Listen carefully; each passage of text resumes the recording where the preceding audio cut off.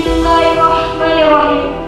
Acara penyerahan PIP usulan Teuku Rizky Harsha DPR RI asal Aceh, Kamis 1 Oktober 2020 dimulai.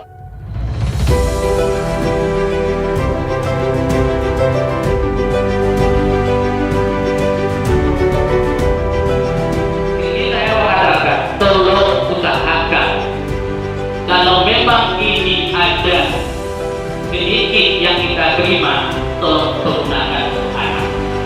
Memang ada program khusus dari kementerian lain yang jatahnya juga ada, tapi dengan adanya usulan khusus dari Teuku Rizky ini menjadi kuota tambahan bagi kami.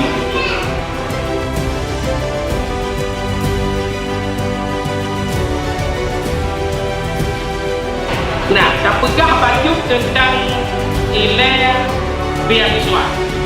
Beasiswanya yang data dari urung kamu hinau yang kirim gede, kamu usulkan ke Jakarta, alhamdulillah kait dari terima.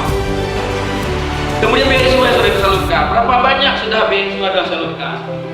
Hingga tahun 2020, dari awal tahun 2015 hingga 2020, total beasiswa yang sudah disalurkan oleh Bapak Teuku Rizky Harsha adalah 239.503 orang siswa.